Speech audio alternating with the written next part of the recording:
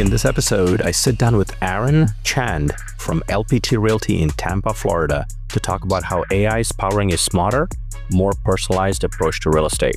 From virtual assistants to direct mail to video content at scale, Aaron breaks down the tools, tactics, and mindset shifts agents need to stay ahead. Let's get into it. Are you a real estate agent eager to unlock the power of AI to boost your productivity and scale your business? Then you're in the right place. Welcome to Real Estate AI Flash, the weekly podcast that takes AI from a buzzword to a business tool, making it approachable and actionable for agents like you. I'm your host, Rajiv Sajja, and each week I interview agents from across the country who are using AI to transform their careers. Join us on this journey to become an AI skilled agent and take your real estate career to the next level. Now let's get to this episode. Welcome to another episode of Real Estate AI Flash. And today I have Aaron Chand from LPT Realty in Tampa, Florida. So I don't know how Aaron and I got connected originally. I think it probably was through Instagram. We started following each other. Yeah. And I saw him send me something on Instagram DMs.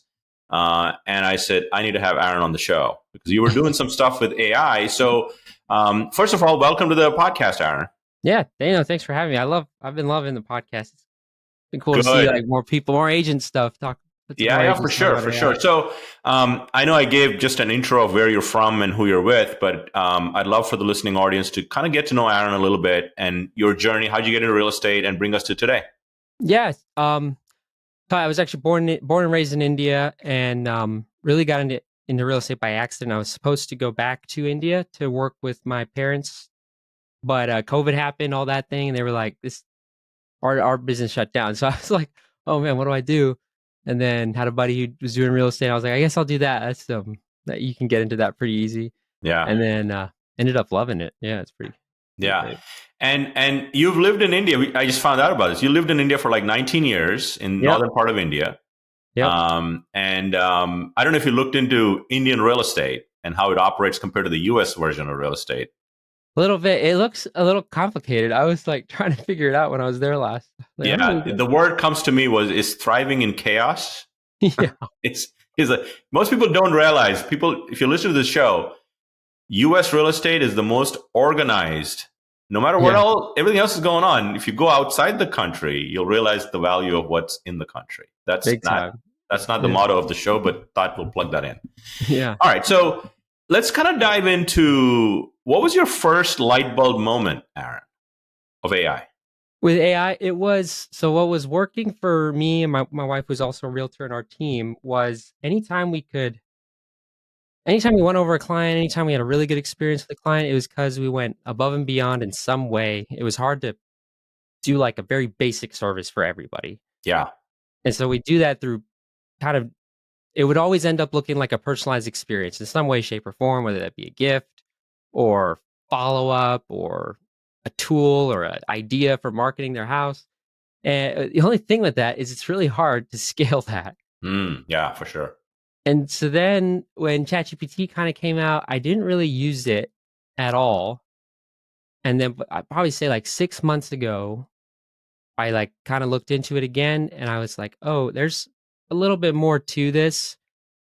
And if I can give the AI a little bit more context, it can actually help me do a lot of these things at scale. So then that kind of just started it. Yeah. So you were, as I call it in the AI world, you were a late bloomer.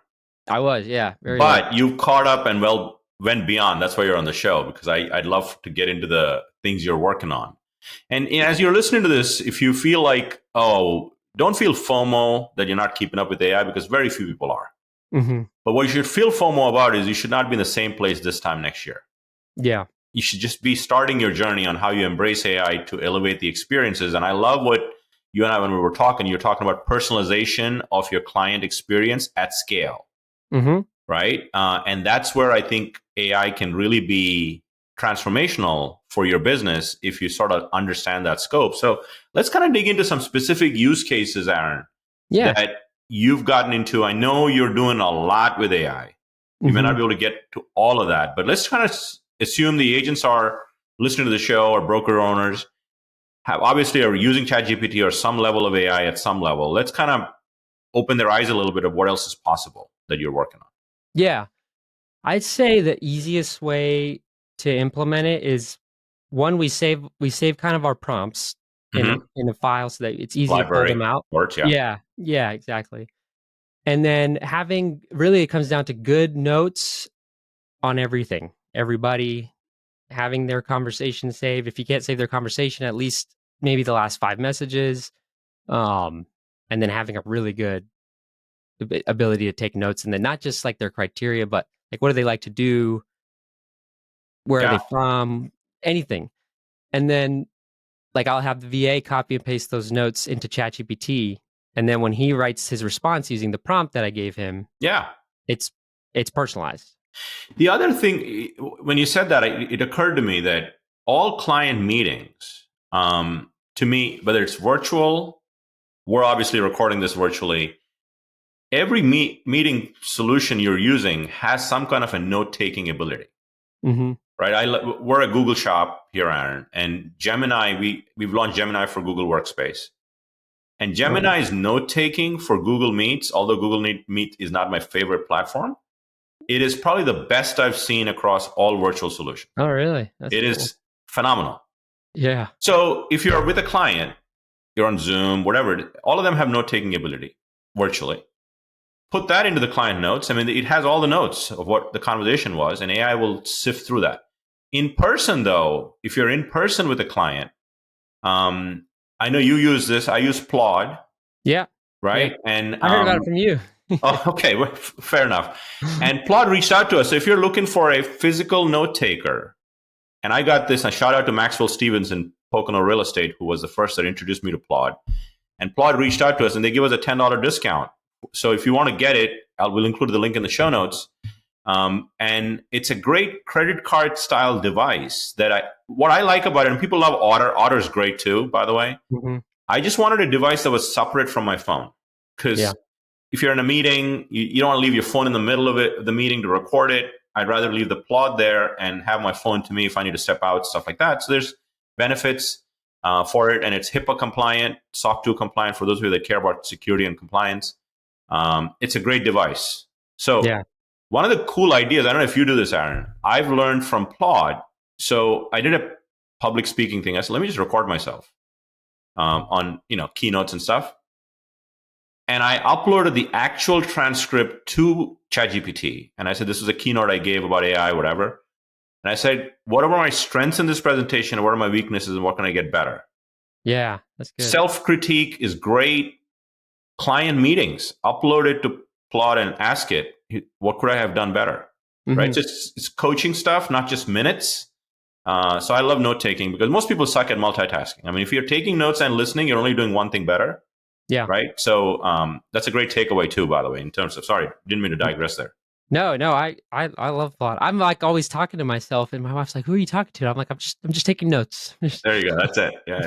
Just brainstorming. Love Plod. Yeah. Yeah. So personalization at scale. You were talking about putting that stuff in the CRM wherever you are. So continue that conversation on that piece. Ideally, yeah.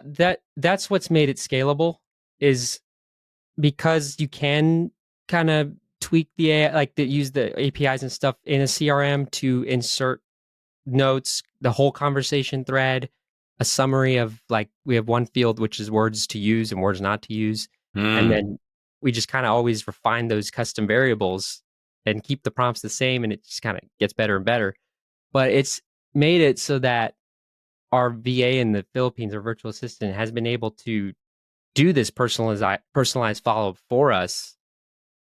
And it's been like the engagement levels have been tremendous. And actually our clients have kind of caught on, some of them, but they're like, no, we like it because you're going above and beyond. Instead of getting an automated text, I'm getting something 100%. more about me. They're like, we like it. We know you're obviously taking notes. You're obviously, know what we want. Like, this just proves that. Yeah. And interestingly enough, recently we had Suneet Agarwal from Sacramento from LPT Realty as well. And we started talking about VAs. I mean, a lot of people that are listening to the show use some type of an assistant, whether it's human or VA, although VAs are technically human also in a different country. But it's important for you as an agent to understand AI enough so you actually select the right people helping you so you're getting the maximum ROI, return on your investment. Because if your VA is not using AI, they're Hmm. charging you more for what they can do in much quicker fashion if they're powered up with AI. So know Oh, enough to be 100%. dangerous, which is what Sunit said, so you can actually select the right people. Yeah. No, we've had fun with it because he came in as a just calling, and then we just gave him a new task, and then he figured out that one task was he'd take in inbound messages and score them like low priority, medium priority, high priority, and Mm, we kind of build the SOP around that, perfect it, and then when that was done, I was like, oh wait, we AI could do this. So then we have the AI do that.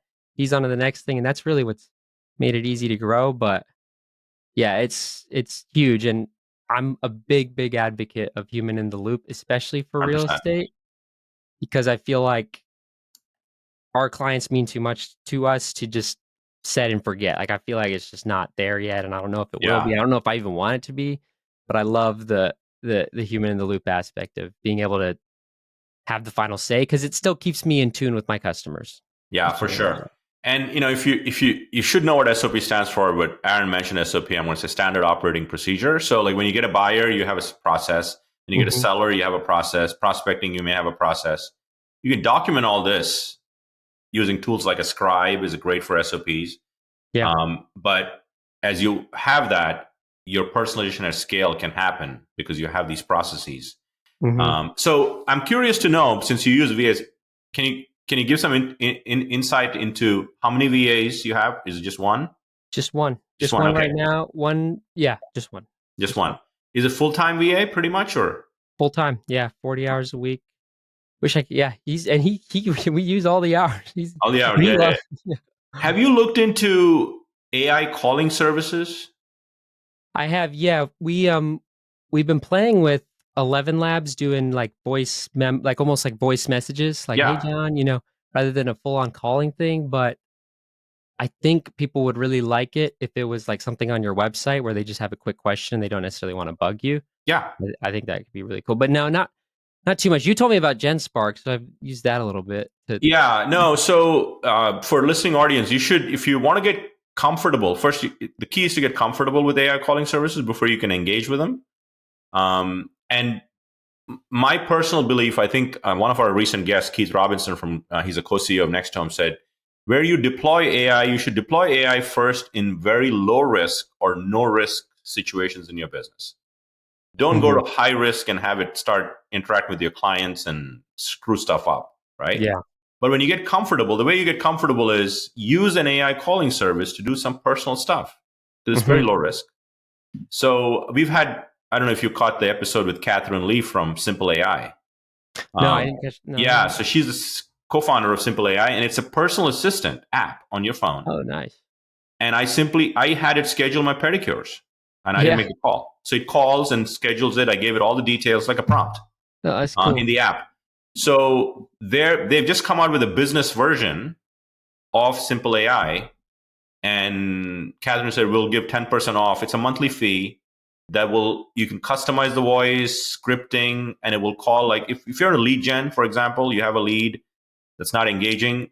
Most of the time, people just don't want to call cold leads, Mhm. and Yeah, AI can fill the gap there, right? totally.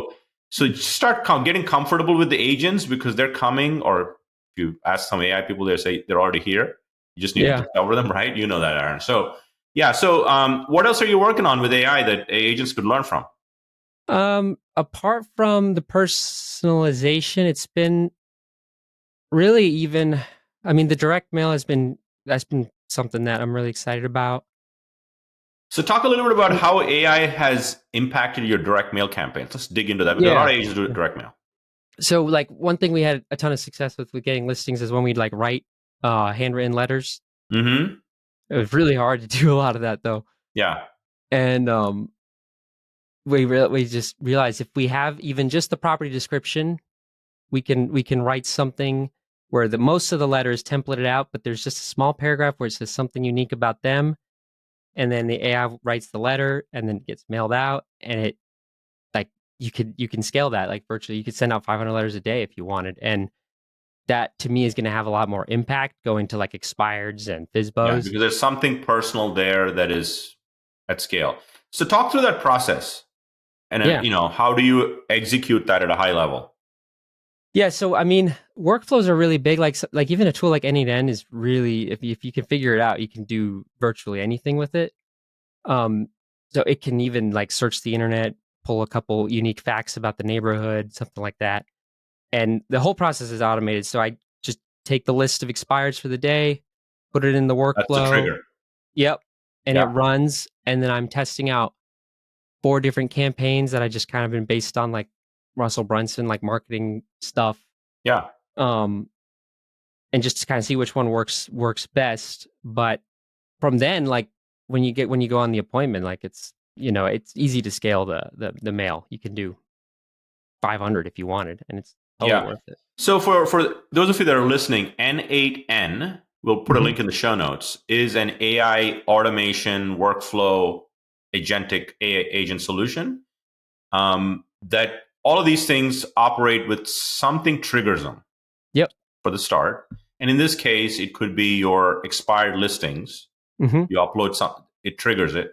And this N8N workflow that Aaron built, and correct me, chime in if I say anything, triggers certain things. You can go pull from a CRM, personalization data, if you have that based on what you're doing.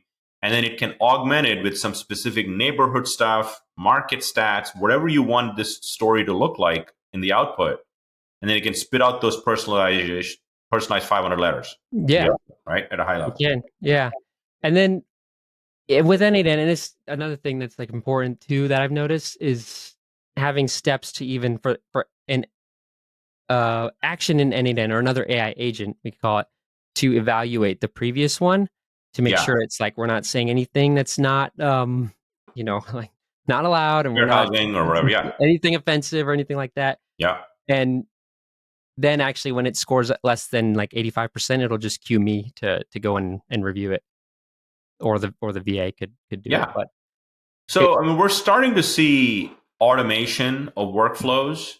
Um, and I think they lump in AI agents under automation, which I think is a little different for me. Mhm. But it's a good way to wrap your head around it. Like, I mean, Zapier and Make.com are also big into automation, but Yeah. they're not agentic by nature Mhm. because there's no anonymous thinking. Autonomous Mhm. thinking is the right word in it. But I think that can be looped into N8N because it can do both. Is It really what can, we're saying. yeah. But Yeah. there's several platforms. We're not. I mean, N8N is a good one, but you need a little bit of technical chops to get the maximum out of it. Yeah. Yeah, yeah. It is tricky to Yeah, navigate. but I think those systems will get less trickier as we go Mhm. forward because they'll all take a simple communication prompt, clear prompting to build the agent. I've already Yeah. seen some stuff like that. And as you're listening to this, start thinking about your workflow. But I think the biggest piece I get out of this, before you even engage with a solution like N8N, in your case, Aaron, Mhm. you had a SOP Yeah. as to Exactly what right. you want this thing to do, Yep. clearly defined. So that could build your automation. Once you Yeah. have that SOP. And I've noticed like it might be because I grew up overseas, but specifically like VAs and AI are training is very, very similar. And I kind of explained it to my wife. I said, like if you're trying to explain something to someone from a different country, you can't assume they have any bit of context as to what Yeah, you're 100%. saying. You've got to give Good them the point. background. You've got to give them the role. You've got to give them the desired outcome. What I want the outcome to look like. Here's a couple examples. And so we'll do that with the VA. And then the second we notice that he gets it, I'm like, okay, now the SOP is ready to be plugged into the AI, and Yeah. you're ready to then check the AI and make sure that works well. And it's really cool how it's been able to scale, and a lot of things we've been able to automate fully and be able to sit back and not have to worry about a hallucination or like it's saying something wrong or Yeah, yeah. And sometimes when you're in the early stages, I'm sure you experience it, the agent just doesn't function well. And you no, fix it, evolve. make Sort of it like better. hiring a human that you can't expect the context and for them to produce excellent work on day one. Yeah, There's a yeah, big time. collaboration there. So think of AI as a human that you're Yeah. collaborating with. So we even like have a spreadsheet where the generated message from the AI we put in one column, the message that we'll go tweak it. We'll put that message in the second column, and in the third column, we have the feedback for why we decided to tweak it. Yeah. And it's doing stuff like that has helped everybody on the team be able to scale, follow up, any all of these things. It's been cool. That's great. So let's shift from direct mail. Any other use cases for your team that AI has either collapsed time or increased your efficiency? One way is like emails is for sure. So instead of we used to send one email campaign out to the whole database, but then it was tricky because say we found a new construction promo, we were like, this is really good, let's send it out. But half our customers don't want new construction; they want resale. Right. And it was kind of like, take me off your list. I'm not seeing the stuff that I like. So it's really hard to figure out how do we do this, because email obviously works. And so then before AI, we switched to tags and we tried to chunk everybody with tags. But then it was really tough to maintain that and keep it working well. And then actually one way that's really worked is we took like the whole CSV of each customer and their note summary, which is like one field of everything to do with them. And then even just uploaded that to like just a Gemini. Hey, can you look at this? And I got this new construction email. Which leads would be best for me to send this to? And then it kind of will tell me and stuff. Yeah, one of the things AI does really well is with data. Yes, with the right structure. Like even if your database is unorganized, it can help you organize it. Big time. Right? Yeah. As long as obviously it can't make up stuff, garbage in, garbage out. Mm-hmm. But if you have notes that say new construction and you don't have the right tags, it can kind of. I've had agents upload a very unorganized CSV and get an organized CSV so they can get their CRM going in the right direction. There you go. Yeah. With AI, right? So there's several ways you can play with data for sure. So that's good. That's good. Anything else on the personalization stuff that's working for you? Mail, the email segments. I would say, and Loom's pretty cool. Yeah. Talk about that. Talk about what you're doing with Loom. Yeah, so I use it all the time. Yeah. We work with actually mostly relocation buyers moving to the Tampa Bay area. So their primary concern is areas and stuff like that.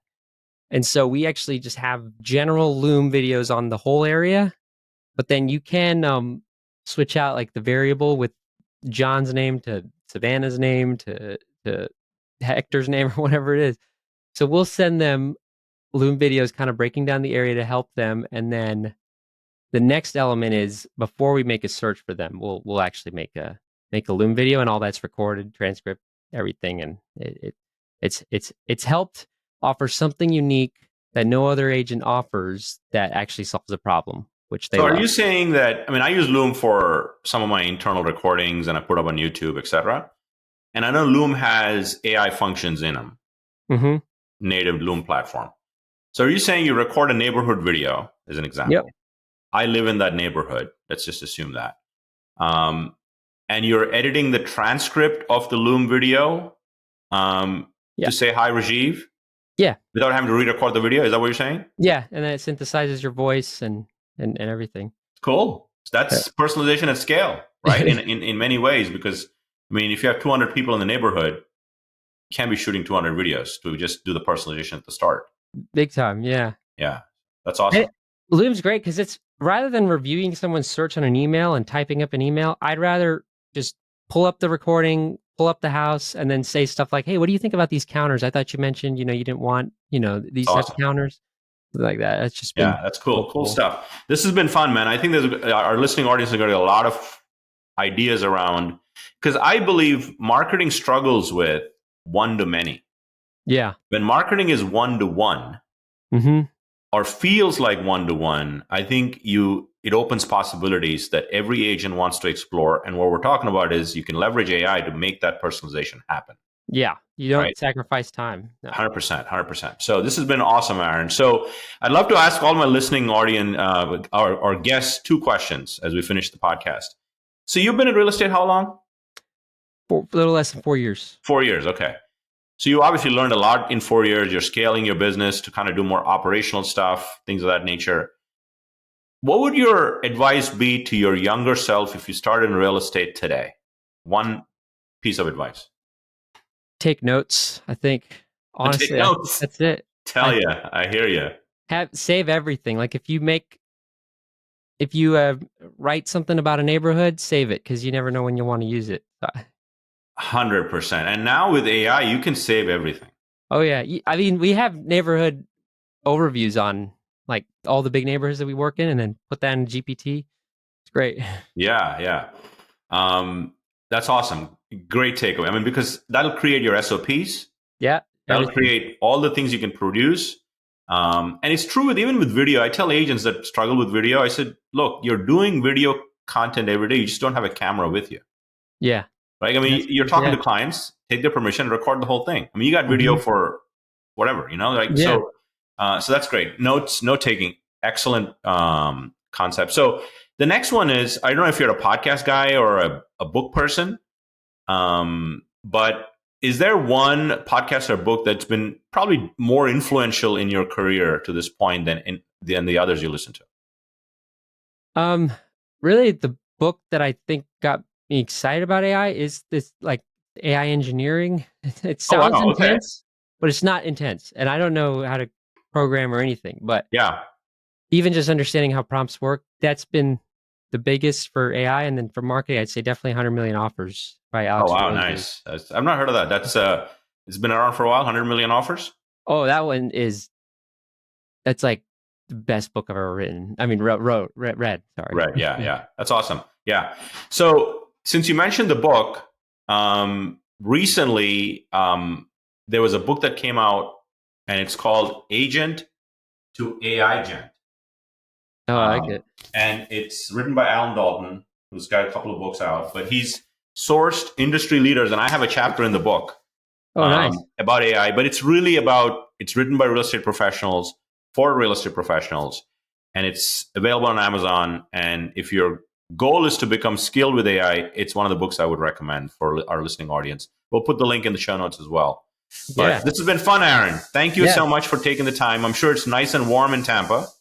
Yeah, it's a little too warm. Too warm. Well, it's cloudy here in Northeast, but I'm sure it'll get better. But I appreciate you taking the time, and hopefully we'll meet in person real soon. Yeah, thanks, Rajiv. Yeah. Take care. You made it to the end. Nice. My goal with this podcast is to elevate your AI skills every week. If you found value in the show, your goal is to follow, share with a fellow agent, subscribe to our YouTube channel, and leave us a review, as it helps us reach more agents like you.